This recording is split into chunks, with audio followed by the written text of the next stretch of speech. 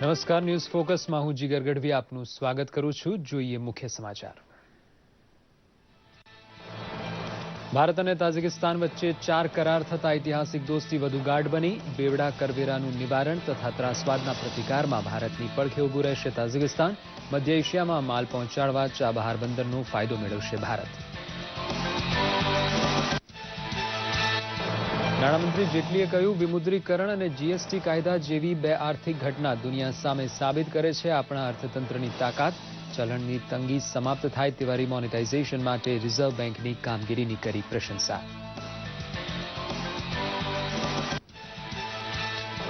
Vibrant Gujarat global investors સમિટને ખુલ્લો મૂકવા માટે 10મી જાન્યુઆરીએ ગાંધીનગર આવશે પ્રધાનમંત્રી મોદી. 13 જાન્યુઆરી સુધી ચાલનાર મૂડીરોકાણના મહાકુંભમાં 12 દેશ બન્યા છે પાર્ટનર કન્ટ્રી.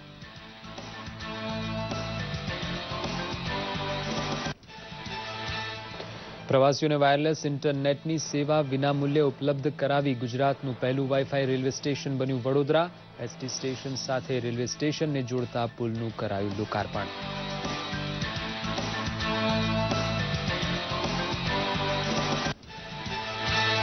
આદિવાસી પંથકમાં ડિજિટલ સાક્ષરતાનો ફેલાવો કરવા માટે ગુજરાત ભાજપે શરૂ કરી કાર્યકર તાલીમ શાળા. અંબાજીથી ઉમરગામ વચ્ચે વસતા 90 લાખ આદિવાસીને લેવડ દેવડના ડિજિટલ માધ્યમથી વાકેફ કરાશે.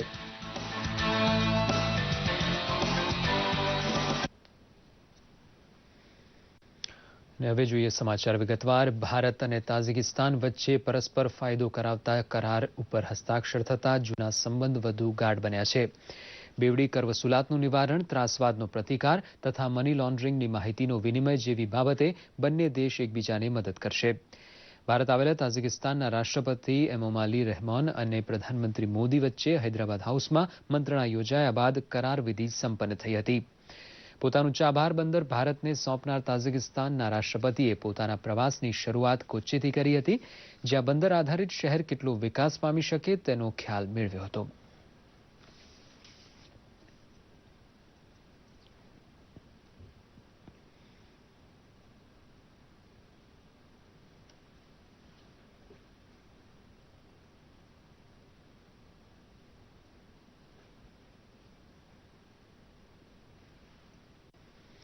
નાણામંત્રી અરુણ જેટલીએ આત્મવિશ્વાસ સાથે દાવો કર્યો છે કે ભારતનું અર્થતંત્ર કેટલું બળવાન બની ચૂક્યું છે તેનો પુરાવો બે મોટી ઘટના બની છે.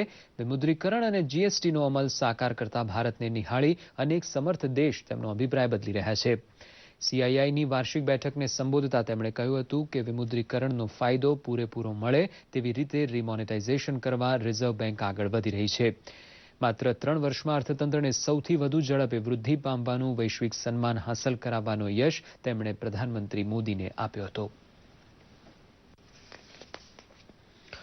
ગુજરાત સરકારના મુખ્ય સચિવ જયંતસિંહે જાહેરાત કરી છે કે વાયબ્રન્ટ ગુજરાત ગ્લોબલ ઇન્વેસ્ટર્સ સમિટનું આયોજન 10 થી 13 જાન્યુઆરી 2017 દરમિયાન ગાંધીનગર ખાતે થશે. પ્રધાનમંત્રી નરેન્દ્ર મોદી આ સમિટના મંગળાચરણ માટે 10મી જાન્યુઆરીએ ગાંધીનગર આવ્યા બાદ થોડા અન્ય કાર્યક્રમ માટે પણ રોકાણ કરવાના છે. મેક ઇન ઇન્ડિયાને સફળ બનાવવા માટે ગુજરાતનું યોગદાન વધુ યશસ્વી બનાવવા રૂપાણી સરકારે નિર્ણય કર્યો છે. તેથી મેક ઇન ગુજરાત જેવી અલાયદી ઝુંબેશની ચર્ચા આ સમિટમાં થવાની છે. છેલ્લી વાયબ્રન્ટ સમિટમાં પાર્ટનર કન્ટ્રી તરીકે 8 દેશ હતા, જ્યારે 2017ની સમિટમાં 12 દેશ પાર્ટનર કન્ટ્રી તરીકે જોડાશે. माननीय प्रधानमंत्री श्री 9 जनवरी को आ रहे हैं. उनका 9वीं तारीख को 4 प्रोग्राम रहेगा. गांधीनगर रेलवे स्टेशन का कायाकल्प होगा, एक कमर्शियल स्टेशन के रूप में उभरेगा. गिफ्ट सिटी में इंटरनेशनल फाइनेंशियल सेंटर का उद्घाटन होगा उनके हाथ से. ग्लोबल ट्रेड शो जो वाइब्रेंट का है, वाइब्रेंट 2017 का, उसका शुभारंभ करेंगे. और फिर नोबेल लॉरिएट के साथ में एक्सपोजिशन का ओपनिंग होगा और उसके साथ में उनकी चर्चा होगी. 10वीं तारीख को सवेरे में 1-on-1 उनकी मीटिंग होगी प्रेसिडेंट्स और बिजनेस डेलीगेशंस के साथ में. दोपहर के टाइम में वाइब्रेंट गुजरात 2017 का ओपनिंग होगा और शाम के टाइम में CEO conclave, chief executive officers global level के 50-55 के लगभग, उनके साथ में वो और फिनेंस मिनिस्टर के साथ में चर्चा होगी। વડોદરા રેલવે સ્ટેશન પરિસરમાં વાયરલેસ ઇન્ટરનેટની સગવડ આજથી શરૂ થતા તે ગુજરાતનું પહેલું વાઈફાઈ રેલવે સ્ટેશન બન્યું છે. રૂપાણી સરકારમાં રાજ્યકક્ષાના ખેલકૂદ મંત્રી રાજેન્દ્ર ત્રિવેદી તથા સાંસદ રંજનબેન ભટ્ટની હાજરીમાં વાઈફાઈ સુવિધાનું લોકાર્પણ કરાતા પ્રવાસીઓને નવતર સગવડ વિનામૂલ્યે પ્રાપ્ત બની છે. વડોદરામાં રેલવે સ્ટેશન અને બસ સ્ટેશન બિલકુલ સામસામે હોવાથી બંને વચ્ચે બનેલા પુલને પણ આજે ખુલ્લો મૂકવામાં આવ્યો હતો. મુસાફરી માટે ટ્રેન સાથોસાથ એસટી બસનો ઉપયોગ કરવાનો થતો હોય તેવા પ્રવાસી માટે આ પુલ આશીર્વાદ સમાન સાબિત થવાનો છે. સાંસદ રંજનબેન ભટ્ટે કહ્યું હતું કે ડિજિટલ ઇન્ડિયાની તર્જ પર વડોદરાની ડિજિટલ કાયાપલટમાં કોઈ કસર છોડાશે નહીં.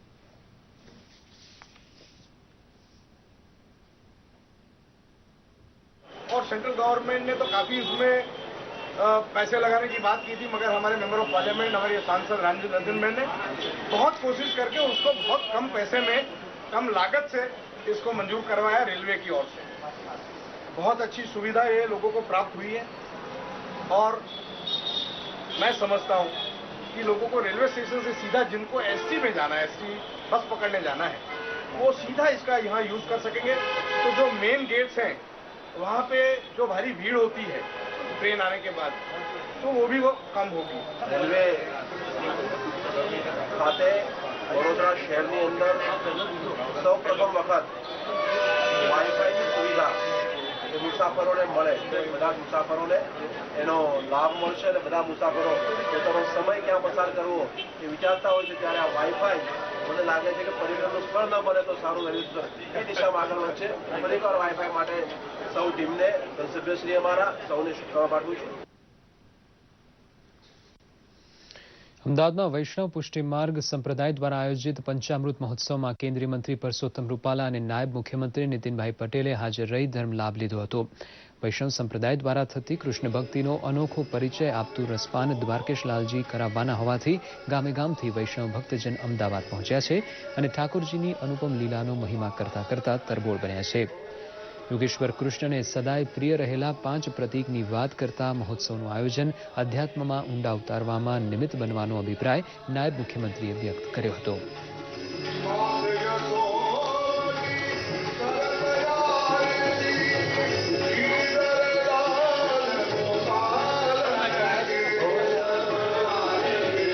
એમાં આજે પ્રથમ દિવસે વાંસળી બંસી ઉપર પૂજ્ય મહારાજશ્રીએ ખૂબ સુંદર રીતે વિવેચન કરી અને રાધા કૃષ્ણ અને વાંસળીને શું સંબંધ છે, કેવા પ્રકારનો સંબંધ છે અને વાંસળીથી બંસીથી સમગ્ર ધર્મને કેવી રીતે જોડવો જોઈએ એ ઉપર ખૂબ સુંદર માર્ગદર્શન ભક્તોને આપવામાં આવ્યું છે. અને આ રીતે 5 દિવસ દરમિયાન જુદા જુદા પ્રસંગોને આવરી લઈ, જુદી જુદી ભગવાનને પ્રિય ચીજ વસ્તુઓને આવરી લઈ અને કથાનું આયોજન કરવામાં આવ્યું છે. એ બદલ સર્વ આયોજકોને ખૂબ ખૂબ અભિનંદન. ગુજરાત ભાજપ દ્વારા આદિવાસી પંથકમાં ડિજિટલ સાક્ષરતાનો ફેલાવો કરવા માટે કાર્યકર તાલીમની શરૂઆત કરાઈ છે. પ્રદેશ કાર્યાલય ખાતે વરિષ્ઠ મંત્રી ગણપતભાઈ વસાવાની હાજરીમાં સોશિયલ મીડિયા તાલીમ યોજાઈ ગઈ, જેમાં ભાગ લેવા માટે 43 વિધાનસભા મતવિસ્તારમાં સક્રિય હોય તેવા 20 યુવા કાર્યકરે ભાગ લીધો હતો. અશિક્ષિત સમાજ પણ મોબાઈલ ફોન વાપરતો થયો હોવાથી હવે તેમને કેશલેસ લેવડ દેવડ કરવાના ફાયદા સમજાવવાની કોશિશ ભાજપે શરૂ કરી છે. અંબાજીથી શરૂ કરી ઉમરગાંવ સુધીની પટ્ટીમાં વસવાટ કરતા 90 લાખ આદિવાસી સુધી ડિજિટલ બેન્કિંગ અને રોકડ વગર નાણાંની લેવડ દેવડ કરવાની વાત પહોંચાડવાનો પડકાર સરકારી તંત્રની સાથોસાથ ભાજપે ઉપાડી લીધો છે. તો સરકારશ્રીની બધી જ યોજનાઓ આદિવાસી સમાજ હજુ પણ સારી રીતે એનો લાભ લઈ શકે, સરકારની બધી જ માહિતી ગામે ગામ સુધી પહોંચી શકે. અને સોશિયલ મીડિયા આપણને બધાને ખ્યાલ છે કે મિત્રો આજે સમગ્ર દુનિયાની અંદર સોશિયલ મીડિયા પણ ખૂબ કામ કરી રહ્યું છે. ત્યારે આ સોશિયલ મીડિયામાં આદિવાસી સમાજ વંચિત ન રહી જાય, એને પણ દુનિયાની ખબર સેકન્ડ કે મિનિટમાં મળી જાય એ પ્રકારનું જ્ઞાન આ અમારા સમાજના યુવકોને મળવું જોઈએ. તો આ ખૂબ સારું આયોજન ભારતીય જનતા પાર્ટીએ આજે કર્યું છે કે જેના થકી ટ્રાઇબલના જે યુવાનો છે એને પૂરો દિવસ અમે સોશિયલ મીડિયાની અહીંયા તાલીમ આપીશું. કઠણ સંજોગ ઉકેલવાની કોઠાસૂઝનો અમલ ગુજરાતે શરૂ કરી દીધો હોય તેવા નાના મોટા અનેક દાખલા બહાર આવતા જાય છે. આખા દિવસની જિંદગીમાં જ્યાં જ્યાં રોકડા કાઢવા પડતા હોય ત્યાં ત્યાં ફોન બટન વડે ઈ વોલેટ હલકું કરતા લોકો શીખી રહ્યા છે, તો વેપારી પણ કેશલેસ બનવામાંથી બાકાત નથી. હિંમતનગરના એક પેટ્રોલ પંપ સંચાલકે સામાન્ય જનતાને કેશલેસ વ્યવહાર તરફ વાળવા સ્ટોલ ઉભો કરીને તેની સમજણ આપવાની શુભ શરૂઆત કરી છે. તેમના પ્રયાસથી પેટ્રોલ પંપ પર આવતા ગ્રાહકો નેટ કે મોબાઈલ બેન્કિંગથી ચૂકવણી કરતા થયા છે. એટલું જ નહીં, આ ભાઈ દ્વારા પેટ્રોલ પંપ પર જ ઈ પેમેન્ટની સમજણ આપીને એપ્લિકેશન મોબાઈલમાં ડાઉનલોડ કરી આપવામાં આવે છે. અહીંયા છૂટાની મગજમારી ના થાય અને કેશલેસનો પંપ છે. હિંમતનગરની અંદર આ એક જ એવો પંપ છે કે જ્યાં કેશલેસની સુવિધા છે. તો અહીંયા ડેબિટ કાર્ડ કે ક્રેડિટ કાર્ડથી કેશલેસ થાય છે, જેના લીધે છૂટાની કોઈ મગજમારી થતી નથી. અને બીજું કે આપણા પૈસા આપણા સેફ છે, ચોરી કરવાનો કોઈ ભય રહેતો નથી. પ્રજાને પણ આપણે અનુરોધ કરીએ છીએ કે કેશલેસ સિસ્ટમથી. દીવ નગરપાલિકાએ પણ આ વિષયે જાગૃતિ લાવવા પહેલ કરી છે. નગરપાલિકા દ્વારા વેપારીઓને કેશલેસ વ્યવહારની સમજ આપવા યોજાયેલા કાર્યક્રમમાં બેંકના અધિકારીઓએ નાના મોટા વેપારીઓને QR કોડની વિસ્તૃત માહિતી આપીને તેની મદદથી નાણાકીય વ્યવહારો કરવાની સમજ આપી. પંચમહાલ પંથકમાં પશુપાલક પરિવારને દૂધ સામે પૈસા ચૂકવવા 1,18,000 બેંક ખાતા ખોલવાની આપી ઊંડાણમાં સમજ આપી હતી. દૂધ મંડળીઓ સાથે પૈસા ટકાનો 80% વ્યવહાર cashless door to door survey करेंगी दूध मंडलियों साथ और डोर टू डोर जाकर के लोगों को के मोबाइल फोन में जो कैशलेस ट्रांजैक्शन की एप्लीकेशन है जैसे चिल्लर है, बडी है, वो सब डाउनलोड करेंगी और उनको इस महत्व के बारे में तथा इसके उपयोग के बारे में समझाएं. ધોરાજી ખાતે અંધજન કલ્યાણ ટ્રસ્ટ દ્વારા નેત્રહીન ભાઈ બહેનોને સ્વતંત્ર નાણાકીય લેવડ દેવડ શીખવવા માટે કેશલેસ ઇકોનોમી પર 2 દિવસીય વર્કશોપ યોજાયો છે. આ અનોખા વર્કશોપમાં નેત્રહીન ભાઈ બહેનોની નાણાકીય અગવડતા ટાળવા e banking, mobile banking, net banking તથા વિવિધ પ્રકારના વોલેટ્સ દ્વારા ઓનલાઈન શોપિંગ તથા ઓનલાઈન બેન્કિંગ શીખવવામાં આવ્યું હતું. આ પ્રસંગે બ્લાઇન્ડનેસ ડ્રીમના ચેરમેન ડોક્ટર સમીર મંસૂરીએ સંસ્થા દ્વારા દિવ્યાંગો માટેના પ્રયત્નોને બિરદાવ્યા હતા. આ પ્રસંગે મોટી સંખ્યામાં દિવ્યાંગો ઉપસ્થિત રહી પ્રશિક્ષણ મેળવ્યું હતું.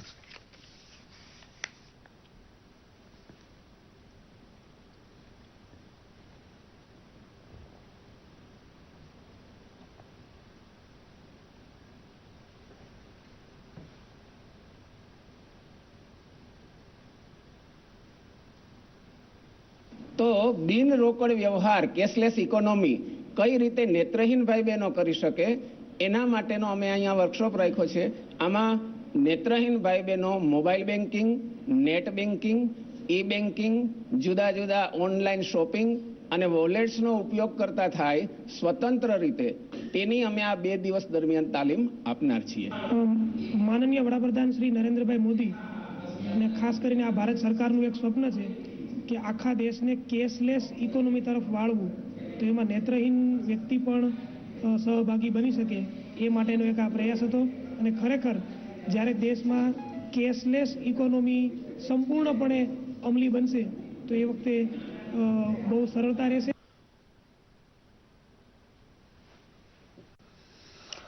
નવસારી કૃષિ યુનિવર્સિટીના કૃષિ વિજ્ઞાન કેન્દ્ર ખાતે હાલમાં યુવા ખેડૂતો માટે ફૂલોની ખેતીનો 21 દિવસનો તાલીમ શિબિર ચાલી રહ્યો છે.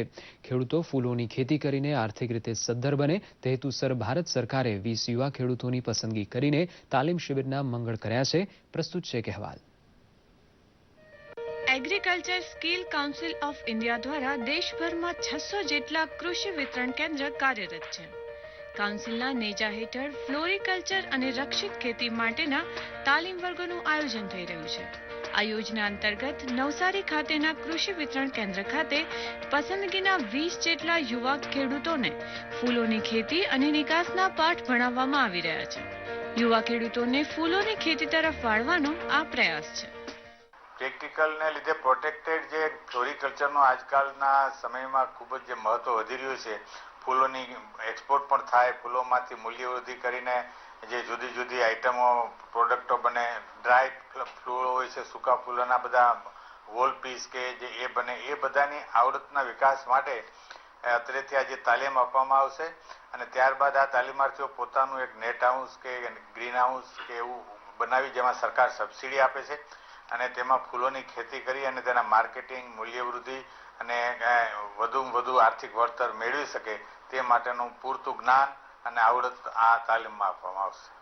ફૂલોની ખેતીના તજજ્ઞો યુવા ખેડૂતોને ગ્રીન હાઉસ અને નેટ હાઉસમાં ફૂલોની ખેતી, ફૂલના સ્ટોરિંગ માટેની ટેકનિક અને નિકાસ સુધીની માહિતીથી સજ્જ કરી રહ્યા છે.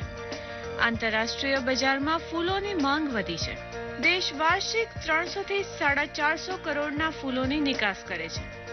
એ સંજોગોમાં કૌશલ્ય વધારીને ફૂલોની મૂલ્યવર્ધન ખેતી તરફ યુવાનો વળે તે માટે શિબિર ઉપયોગી સાબિત થશે. શિબિરમાં પ્રેક્ટિકલ તાલીમ પર ખાસ ભાર મુકાઈ રહ્યો છે.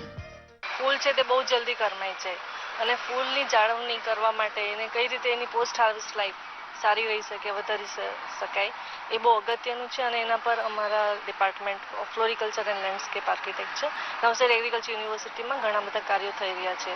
બાગાયત ક્ષેત્રમાં ગુજરાત નોંધપાત્ર ઉન્નતિ કરી છે અને બાગાયતમાં ફૂલ પાકો પણ અગત્યનું સ્થાન ધરાવે છે અને અત્યારે ગુજરાતમાં 17,000 હેક્ટર જેટલો વિસ્તાર છે ફૂલ પાકોમાં. રંગબેરંગી ફૂલોની આધુનિક ખેતી ખૂબ રસપ્રદ વિષય છે. દક્ષિણ ગુજરાતનું વાતાવરણ પર આવી ખેતી માટે અનુકૂળ છે. નવસારી પંથકના યુવાન ખેડૂતો ઓર્કિડ, એન્યુરિયમ, ગુલાબ, ઝરબેરા જેવા આકર્ષક અને આર્થિક રીતે લાભકારક ફૂલોની ખેતી માટે કૌશલ્ય કેળવવા રસપૂર્વક તાલીમ લઈ રહ્યા છે. અહીંયા અમને પ્રોટેક્ટિવ કલ્ટિવેશન, જે ગ્રીન હાઉસનું કલ્ટિવેશન કેવી રીતે આપણે પ્લાન્ટને ઉછેરી ફૂલોનું કેવી રીતે એક્સપોર્ટ કરવાનું એની બધી માહિતી આપવામાં આવે છે. અહીંયા આપણે ગ્રીન હાઉસમાં જે અહીંયા એમના ફ્લોરિકલ્ચરના મેડમ છે, આપણા હલકા મેડમ, એમણે ખૂબ જ સરસ રીતે અમને સમજાવે છે કે આપણે કોઈ પણ પ્લાન્ટને વાવેતર કરીએ ત્યારથી ફૂલ એક્સપોર્ટ સુધી કેવી રીતે લઈ જવું, કયા સ્ટેજ પર કયું ખાતર આપવું, કઈ રીતે એમને પેસ્ટ ડિઝીઝ કંટ્રોલ કરવો, એ બધી માહિતી અમને શીખવવામાં આવે છે. યુવાનો રોજગારીના પ્રશ્નોનો સામનો કરી રહ્યા છે. તેવામાં ફૂલોની ખેતી તેમના બહેતર ભવિષ્યના દ્વાર ખોલી શકે છે. દૂરદર્શન સમાચાર માટે નવસારીથી રાજેશ રાણાનો રિપોર્ટ. બોટાદની પ્રાથમિક શાળા દ્વારા શાળાના કુપોષિત બાળકોને કઠોળના પોષણક્ષમ આહાર થકી સ્વસ્થ બનાવવાના નવતર પ્રયોગને રાષ્ટ્રપતિ ભવનની ગેલેરીમાં સ્થાન મળતા બોટાદ પંથક ગૌરવ અનુભવે છે. બાળકોએ ઘરેથી લાવેલા એ મુઠ્ઠી કઠોળને ફણગાવીને આ પ્રોટીનયુક્ત આહાર આપવાના અભિગમને ખુદ રાષ્ટ્રપતિ પ્રણવ મુખર્જીએ નિહાળીને શાળાના આચાર્ય દિલીપભાઈને શાબાશી આપી હતી. આ સ્કૂલ દ્વારા અવારનવાર બાળકોના સ્વાસ્થ્યને લગતા કાર્યક્રમો યોજવામાં આવે છે, ત્યારે એક મુઠ્ઠી કઠોળના ઇનોવેટિવ પ્રોજેક્ટને રાષ્ટ્રપતિ ભવનની ગેલેરીમાં સ્થાન મળતા હવે વધુને વધુ લોકો તેનો અમલ કરે તો નવાઈ નહીં.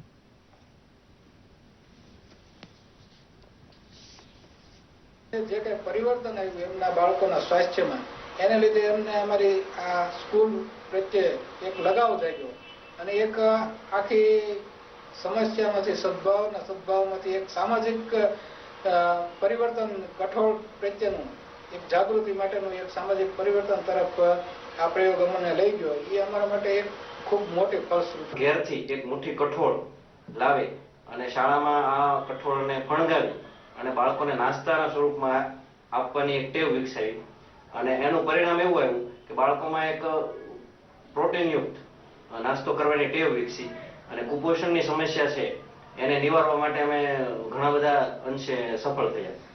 અને આ પ્રોજેક્ટ છે એ IIM દ્વારા સૃષ્ટિ સંસ્થા, અમારી નગર પ્રાથમિક શિક્ષણ સમિતિએ એને ખૂબ જ પ્રોત્સાહિત કર્યો અને એને IIMની સપોર્ટથી દેશ લેવલે રાષ્ટ્રપતિ ભવનની ગેલેરી છે એમાં અત્યારે સ્થાન મળ્યું.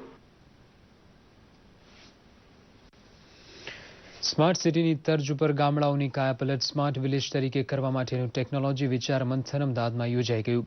CII દ્વારા યોજાયેલા સેમિનારમાં આમ આદમીની જિંદગીમાં ડિજિટલ ટેકનોલોજીનો સ્પર્શ કેટલા સુખદ ફેરફાર લાવી શકે તેની ચર્ચા થઈ હતી.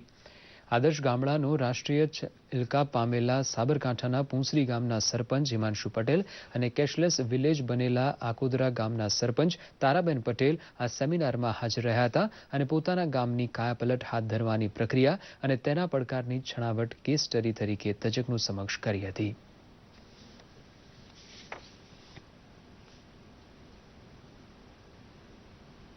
डिजिटल माध्यम के द्वारा उन्हें पता चला है कि इस गांव में ये सुविधाएं उपलब्ध है, मेरे गांव में नहीं है, तो उन लोग ने मांगना शुरू कर दिया। आज हमारे गांव ये सशक्तिकरण कैसे आया?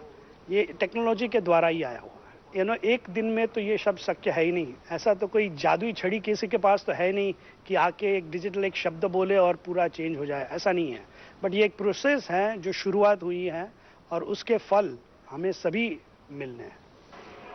ઇન્ટરનેટમાં અમારું જે અત્યારે મેઇન મધરબોર્ડ છે એ પર ઘર એક એવું મધરબોર્ડ હશે જે ઇન્ટરનેટ જોડે કનેક્ટેડ હશે અને એક જે એન્ડ ડિવાઇસ હશે જેમ કે મોબાઈલ ફોન, યુઝરનો મોબાઈલ ફોન હશે તો એ મોબાઈલ ફોન દ્વારા તમે આખું આને હેન્ડલ કરી શકો છો.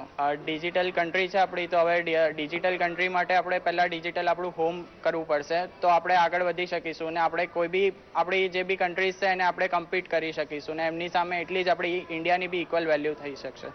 અમારા ગામમાં છોકરીઓને કોમ્પ્યુટરની ટ્રેનિંગ આપવામાં આવે છે અને ગામમાં દરેક જગ્યાએ આંગણવાડીમાં તથા ગુજરાતી સ્કૂલમાં પ્રોજેક્ટ દ્વારા ભણાવવામાં આવે છે બાળકોને અને ગામમાં વાઈફાઈ થયા પછી અને આઈસીઆઈસી બેંક આવ્યા પછી અને એટીએમ આવ્યા પછી સારી રીતે ગામમાં અમારે વિકાસ થયો છે.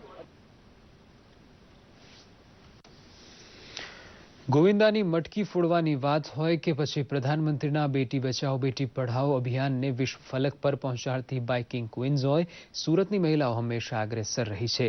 ત્યારે સ્પોર્ટ્સની વાત કરીએ તો સુરતની 4 દીકરીઓએ સ્વિમિંગ સ્પર્ધામાં શ્રેષ્ઠ પ્રદર્શન કરી નેશનલ સ્પર્ધામાં 4 ગોલ્ડ મેડલ જીતી સુરતનું નામ રોશન કર્યું છે. જોઈએ એક રિપોર્ટ. માછલીઓની જેમ પાણીમાં તરતી સુરતની આ 4 યુવતીઓએ રાજકોટ ખાતે રમાયેલી 62મી નેશનલ સ્કૂલ ગેમ્સ ચેમ્પિયનશિપમાં પ્રથમ આવી ગોલ્ડ મેડલ ગુજરાતના નામે કરાવ્યા છે. આ સ્પર્ધામાં ટીમ અંડર 17માં નિયતિ શાહ, સિલ્કી નાગપુરે, રાશિ પટેલ અને ડોલ્ફી સારંગ સાથે ઉતરી હતી. આ સ્પર્ધામાં તેમની સામે મજબૂત ટક્કર આપવા મહારાષ્ટ્ર, કર્ણાટક, બંગાળ, દિલ્હી, હરિયાણા, તમિલનાડુ અને કેરલાની ટીમ હતી. ત્યારે હવે આ યુવતીઓએ ઇન્ટરનેશનલ લેવલે રમી ભારતનું નામ રોશન કરવાની ઈચ્છા દર્શાવી હતી. ગુજરાત ટીમે 4x100 મિડલે રિલેમાં ગોલ્ડ મેડલ લીધો છે. 62nd સ્કૂલ ગેમ નેશનલ આપણા ગુજરાત રાજકોટમાં રમાઈ હતી. 4x100 મિડલે રિલેમાં ગુજરાતે ગોલ્ડ મેડલ મેળવ્યો છે. ઓલ ઓવર ઇન્ડિયામાંથી ગુજરાત ફર્સ્ટ છે અને 4 આ વખતે પહેલી વાર સુરતની છોકરીઓ હતી. મારો એક ગોલ્ડ મેડલ આવેલો 4x100 મિડલે રિલેમાં અને એક બ્રોન્ઝ મેડલ પણ આવેલો 4x100 ફ્રીસ્ટાઇલ રિલેમાં. મારે ઇન્ટરનેશનલમાં પણ મેડલ મેળવવો છે અને હું મેળવીશ. રાજકોટ નેશનલ ખાતે અમારી ટીમે ગોલ્ડ મેડલ લીધો, જે ફર્સ્ટ ટાઈમ આવ્યો છે ગોલ્ડ મેડલ. સરકાર દ્વારા યુવતીઓ અને મહિલાઓને આગળ વધારવા અનેક યોજનાઓ થકી પ્રોત્સાહન પૂરું પાડવામાં આવી રહ્યું છે તો સુરતની આ 4 યુવતીઓ પણ દેશ માટે ગૌરવ બની રહી છે. મહત્વનું છે કે આ તરણ સ્પર્ધાના આરંભથી જ ગુજરાતનો દબદબો જોવા મળ્યો હતો. દૂરદર્શન સમાચાર માટે સુરતથી એજાઝ શેખનો રિપોર્ટ. અમદાવાદના ગુજરાત વિશ્વકોશ ટ્રસ્ટ ખાતે ડોક્ટર કુમારપાળ દેસાઈના હસ્તે પ્રજ્ઞાચક્ષુ વિદ્યાર્થીઓ સાથેના જીવનભરના સંસ્મરણો પર આધારિત જશુભાઈ કવિના પુસ્તકનું વિમોચન કરવામાં આવ્યું હતું. વાચકોમાં સાહિત્યના રસની સાથે સાથે સર્જનાત્મકતા ખીલવવા આયોજિત કરેલા પુસ્તક વિમોચન કાર્યક્રમમાં અંધજન મંડળના એક્ઝિક્યુટિવ સેક્રેટરી ડોક્ટર ભૂષણ પુનાની અને GCERTના નિયામક ડોક્ટર TS જોશી સહિત મોટી સંખ્યામાં લેખકો તથા દિવ્યાંગો ઉપસ્થિત રહ્યા હતા.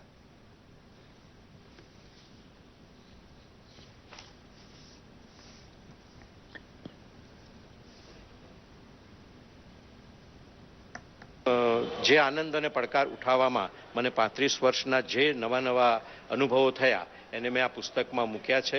એવા અનેક પ્રયોગો છે કે જે મૌલિક કહી શકાય, કારણ કે એક શિક્ષક તરીકે વર્ગમાં આપણે ભણાવતા હોઈએ ત્યારે આપણને સ્વાભાવિક એમ લાગે કે હવે આ વિદ્યાર્થીઓ સુધી આ વાત કેવી રીતે પહોંચાડવી. તો પછી એને માટે મેં મારી પોતાની રીતે કેટલાક પ્રયોગો કર્યા અને વિશ્વમાં એના માટેનું શાસ્ત્ર પણ વિકસિત છે, એટલે શાસ્ત્રનો પણ સહારો લીધો અને મારી સંવેદના, એટલે શાસ્ત્ર, અનુભવ, સંવેદના બધું ભેગું કરીને આ પુસ્તક મેં લખ્યું. મજાની વાત એ છે કે વિશ્વકોશ ટ્રસ્ટ જેવી ગુજરાતની એક જાણીતી સાહિત્યિક સંસ્થા આજે એનું પ્રકાશન કરી રહી છે. મને લાગે છે કે એ રીતે આ ડિફરન્ટલી એબલ વિદ્યાર્થીઓનો સામાજિક સ્વીકાર છે.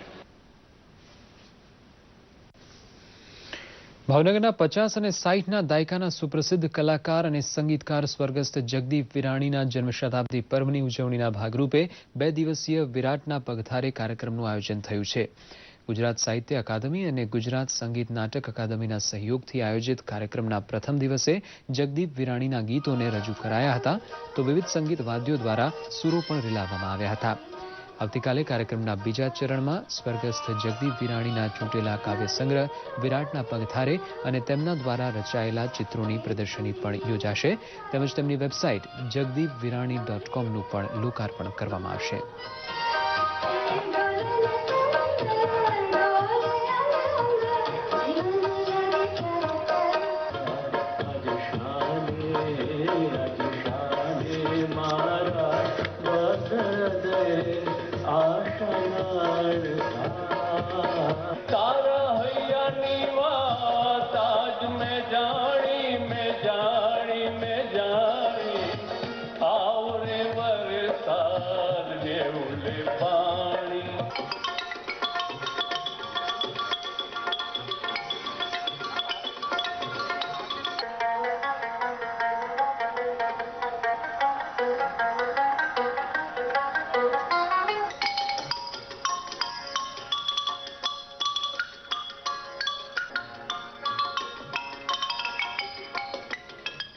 જગદીપ વિરાણી ફાઉન્ડેશન 2008માં બન્યું, ત્યાર પછીનો આ 5મો કાર્યક્રમ છે. જગદીશભાઈનો 100મો જન્મદિવસ છે, એ નિમિત્તે શતાબ્દી પર્વ ઉજવવાનું નક્કી કર્યું. 2 દિવસીય શતાબ્દી પર્વ આ હોલમાં, જેમાં ગુજરાત સાહિત્ય એકેડેમી અને ગુજરાત સંગીત નાટક એકેડેમી બંને સંપૂર્ણ સહકાર આપણને આપ્યો છે.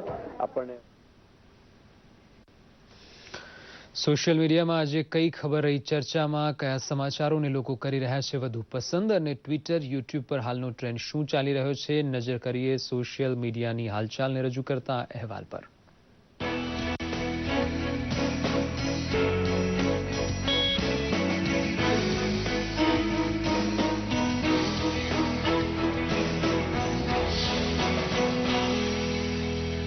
પ્રધાનમંત્રી નરેન્દ્ર મોદીએ ડિજિટલ લેવડ દેવડ પર ઇનામી યોજના લકી ગ્રાહક યોજના અંગેની માહિતી ટ્વિટર પર પોસ્ટ કરી છે, જેમાં કેશલેસ ચૂકવણી પર દરરોજ 15,000 ગ્રાહકોને 1,000 રૂપિયાનું ઇનામ જીતવાની તક મળશે. સપ્તાહે લકી ગ્રાહકને 10,000, 50,000 અને 1 લાખનું ઇનામ આપવામાં આવશે. વેપારીઓ પણ કેશલેસ લેવડ દેવડથી રોકડ ઇનામ જીતી શકે છે. પીએમ નરેન્દ્ર મોદીએ કેન્દ્રીય મંત્રી થાવરચંદ ગેહલોતે શેર કરેલ વિડીયોને રીટ્વીટ કર્યો છે. આ વિડીયોમાં સરકારે દિવ્યાંગ સશક્તિકરણ 2016 અંગેનું બિલ સંસદમાં પસાર થતા દિવ્યાંગો ખુશખુશાલ મુદ્રામાં જોવા મળી રહે છે તે જોઈ શકાય છે. આ વિડીયોમાં દિવ્યાંગો ઝૂમી રહ્યા છે. આ ટ્વીટને અસંખ્ય લાઇક મળી રહી છે. આજથી દિલ્હીમાં મેજર ધ્યાનચંદ નેશનલ સ્ટેડિયમ ખાતે 2 દિવસીય ડિજિટલ મેળાનું આયોજન કરાયું છે. કેન્દ્રીય મંત્રી રવિશંકર પ્રસાદે આ માહિતી ટ્વીટ કરી પોસ્ટ કરી છે, જેમાં ઓનલાઈન લેવડ દેવડ અંગેની તમામ માહિતી આપવામાં આવી રહી છે. અહીં આધાર કાર્ડ પણ બનાવવા આપી શકાય છે. આ મેળામાં ફ્રી વાઈફાઈની સુવિધા પણ આપવામાં આવશે, જેથી લાભાર્થીઓ વિવિધ એપ ઇન્સ્ટોલ કરી શકે છે. ટ્વિટર પર #ડિજિટલધનમેલા ખૂબ ટ્રેન્ડ કરી રહ્યો છે. ગુજરાત માહિતી વિભાગે ફેસબુક પેજ પર કચ્છના રણોત્સવની રમણીય સાંજની સુંદર ફોટો પોસ્ટ કરી છે, જેને ખૂબ લાઇક મળી રહી છે.